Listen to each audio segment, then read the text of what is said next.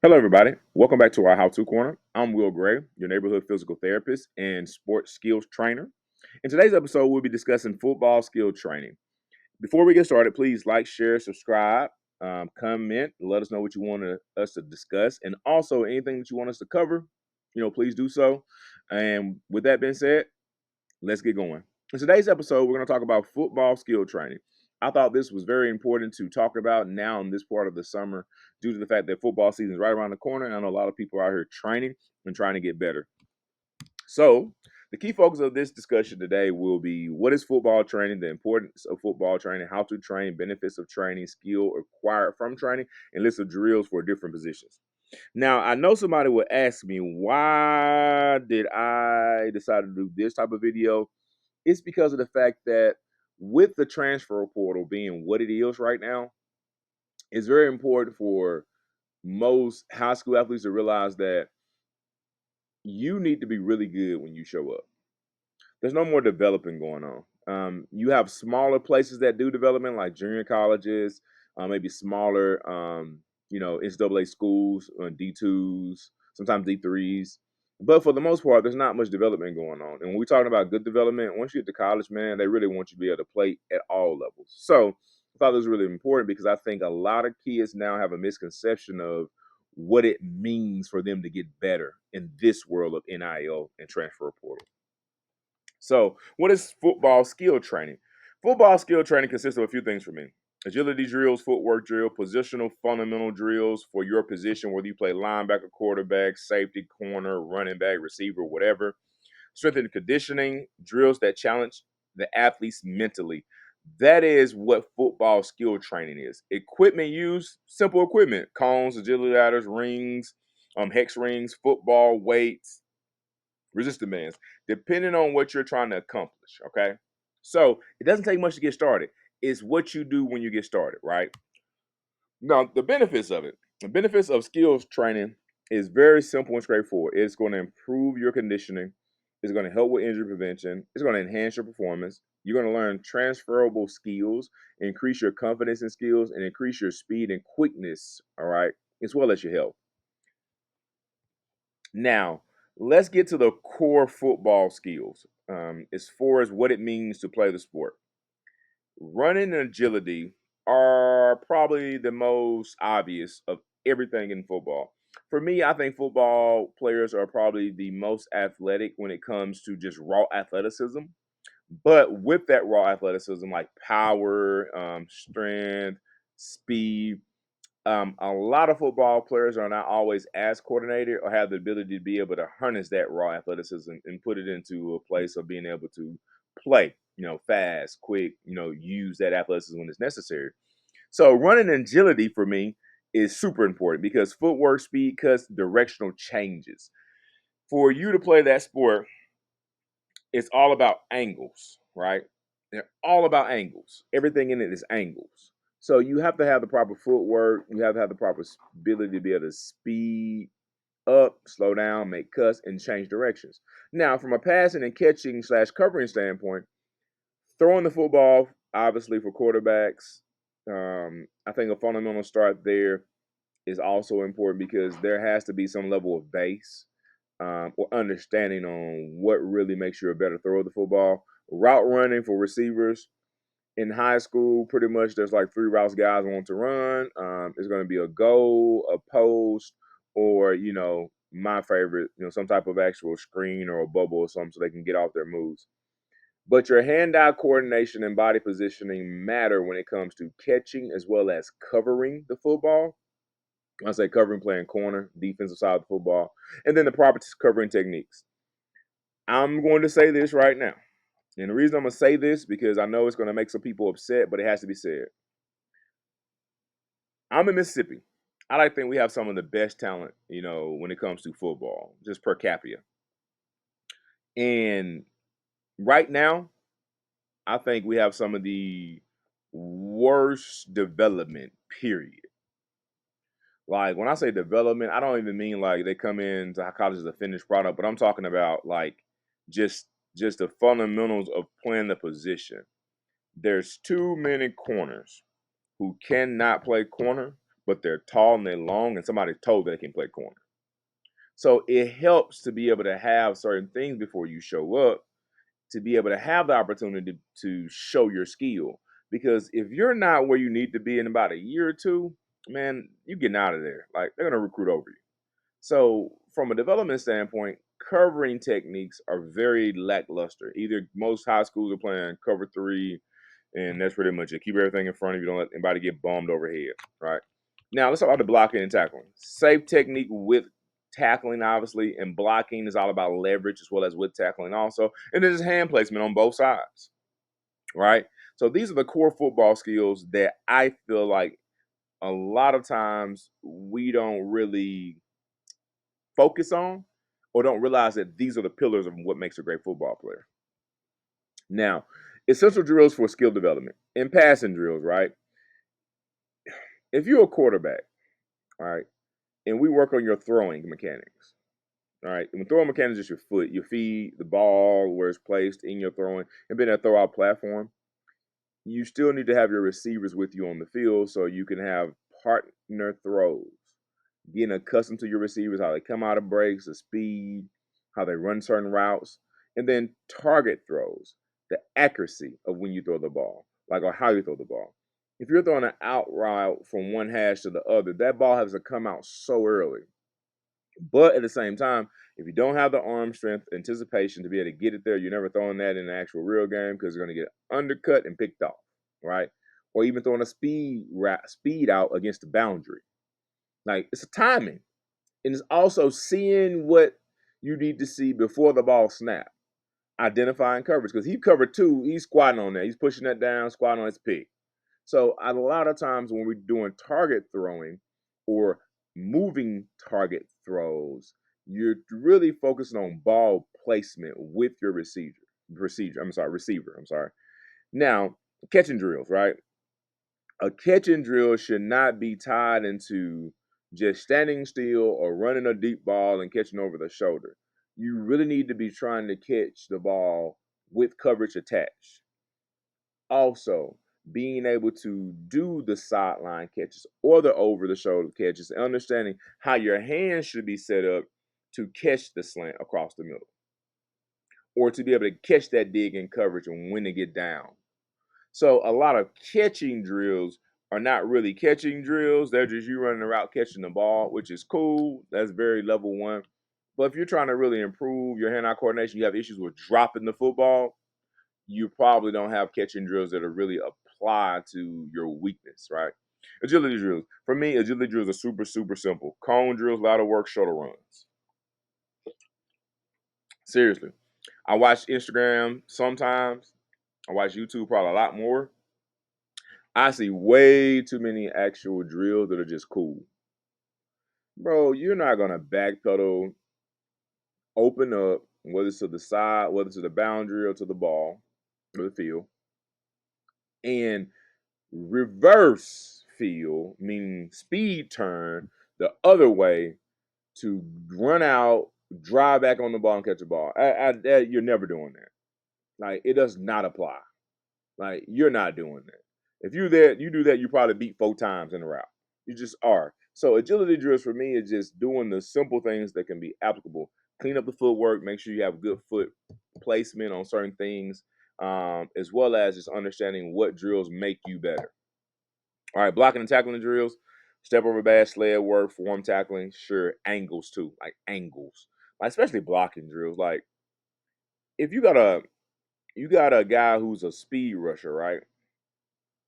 You can't it's gonna be hard for you to quick set that guy.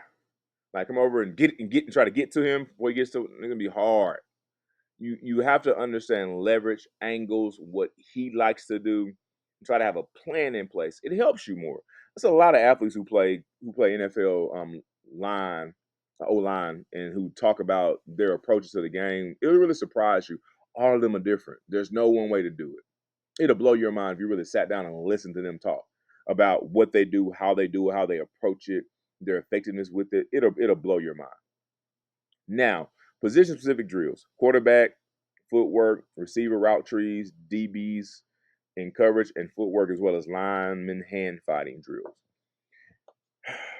Quarterbacks, if you want to throw the ball at a high level, it's not about just your arm, it's your feet. It is. If you have inaccuracies, it's your feet. It's not just your arm. I promise you it's your feet. Everybody comes and throw a ball, throw a ball, throw a ball, throw a ball, throw a ball, right? But nobody thinks about the footwork that's required for it. Some people are just naturally gifted at throwing the ball. Some kids need a little bit more work. But I tend to catch up my guys who are runners because most high school coaches put their best athlete at quarterback, not the best quarterback at quarterback. But that's a whole nother argument. And I understand why. So as a result, you never get any development on how to throw the football better. Footwork drills don't take a lot of work. As far as like what you have to do, it just take repetition. Receiver route trees. Most receivers in high school do not know the route tree. Um, and that's a problem within itself because you should be really trying to work on running the route tree. And then once you get to a place in the route tree where you realize what routes you're pretty great at, they feel natural, you just focus on parts in the route tree where you know, like, hey, I need to clean this up. Because a lot of running routes and getting open is not just speed, is separation out of breaks and being able to understand how to get to what you're trying to get to regardless of the alignment of the guy in front of you. That's what makes you a one-on-one. It does. Just what it is. DBs, coverage and footwork. I promise you guys, cover three DBs in high school, you're gonna get to college and get toe up. Because coverage is really about field, meaning where you are on the field, defensive call, right? Down and distance, then the guy across from you, as well as the offensive scheme. So when we work on defensive back drills, you may be totally uncomfortable with a drill because it's so simple that you're just like, man, I want to do this. And then you get in camp and you realize they have you on the 5 yard line and have your feet on the goal line, or you're at boundary and you're by yourself and you press down. And you know that this guy who you over is the one. And since you press down, the ball, the first look's probably there. And he beats you across your face for a touchdown because there's no inside help because it's impossible to have inside help on something like that close. And you never worked on your man technique because you don't really have a man technique. You don't have a plan. You don't even know what routes he wants to run there. So in practice, whatever, what happens is that you're looking at it from a win to loss ratio of how many routes you can win or the reps you can win. When you never look at it like, hey, I know this guy likes to do that. Let me take that away. So you don't realize that being a DB is really hard and it requires repetition and understanding opponent as well as understanding like these are the coverages we play and these are the things I am not great at, so I need to improve on these, which will overall help you be better. And then for lineman, hand placement, hand fighting, leverage, conditioning, like oh my goodness, lineman hand fighting, like what's written here is super important. Like I could have a whole episode on just linemen and their hand fighting. But we're not gonna do that. We're gonna move to the next thing. All right, mental aspects of skill training. It's important that when you're training, your mental skills are intact too. Like you're thinking about the game, right? And how it translates to the in-game situation. When I'm training and I got somebody in front of me, and so say I'm a DB, right? I'm training, I got somebody in front of me. The one thing that I have to be able to do is understand who this guy is. What he is. Is he fast, quick, strong? Is he very balanced? Um, does he like to run a certain amount of routes? Is he gonna double, triple move me? That's why one-on-ones are just pointless. Like if you're training and the first thing you start with the one-on-ones, that's not work. If you are training football and you guys are going to the field and the first thing you do is one-on-ones, whoever's out there, you might as well go to the house. This does not work today. If we just out here just trying to get our ego off. Because one-on-one is an offensive drill. Offense is probably gonna win every time. That's why I always laugh at when we're doing training and guys are like, man, let's do one, let's do one. I'm like, y'all couldn't cover me. I'm not a receiver. Why? Because it's not a defensive drill. You gotta be elite to be able to cover a guy one-on-one like that. Like, and even in league, you're gonna get beat in this drill a lot. It's not an offense. It's just not an offensive drill. So in essence, you should really be trying to think about in-game situations, keeping your mentals intact, being able to think about who's in front of you and say, "Hey, I'm gonna take this away. I'm just gonna take this away." Okay, bet. So the way I won that rep. I won the rep because I took something away, not because I was great footwork wise. My footwork's kind of crappy. Let me clean that up. And when you're doing all this, you gotta trust the process. Have positive thoughts and trust the process when things get tough. It's going to get real frustrating when you're doing something trying to get better and you're like, man, I don't play like that. I promise you, it's get real frustrating. But you gotta look at it from this standpoint. You want to show up to where you're trying to get to ready to play. Because you're only gonna have so many opportunities. And I can't stand when guys be like, man, the coach didn't really give me no chance. Well, he gave you 4 opportunities, you got cooked 4 times. Like, I don't know why you should be playing corner. Well, I need more reps. No, you don't. Because this you stay ready, you don't have to get ready, right? Just saying, man. You don't get you hey, when opportunity and preparation meet, man, that's an awesome thing. But you have to trust the process and be able to continue to grow yourself. Now, transferable skills. Be able to think while training because this allows you to transfer the drills that you've learned in training on the field. Meaning, like, why would I take this step first when I'm in man press? Why would my foot be here? Why would I split the defender? Why I would shade inside? Why I will, I don't jump to cut him off. I take a step to cut him off. Why do I shoot a hand and then reset the distance between me and him? Like, this guy can do this with that guy I can't. So when you get in the game, you're like, okay, this is I bet I've done this before. I can guard him. This is what I'm gonna do. It makes it transferable. And then when you struggle with it, this is what I really love. Watch this. You are going to get to a place where to make your training more effective, you're gonna create a plan when you struggle in game. You're gonna be consistent, work with a purpose.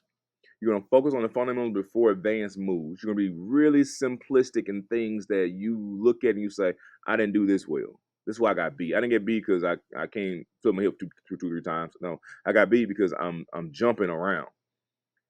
And then use video analysis to identify areas for improvement. You have to watch yourself to be real about it. Don't watch these highlights. Everybody watches a highlight now. Like, that's cool, man. That's what's up. But like, watch your low lights. Like, man, why in the world did you hairball me? Was I too far off? What was it released? Did I not get my hands on him? Like, if I was too far off, did I take too many steps back? Did I try to play him or did I play the ball? Like, you got to watch yourself and then track your progress over time, man, and be smart about it too. Like, be able to look at it and be honest, but think and be able to, understand what needs to be done when you get back to the field and then recover just as much as you train.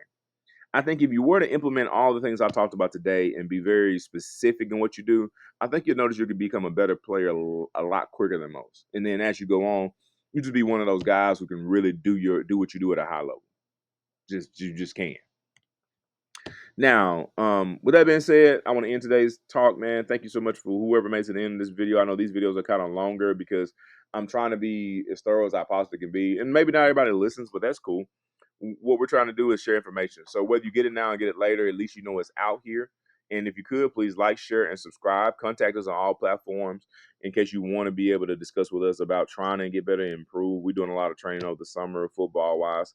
I think we got a great set of people who are doing this at this time in our clinic and in our facility. So if you want to contact us, man, hop to our website, hit the contact spot. It'll send us an alert, man, and we'll definitely get back with you. And with that being said, I hope you have a blessed one. I'll catch you in the next one.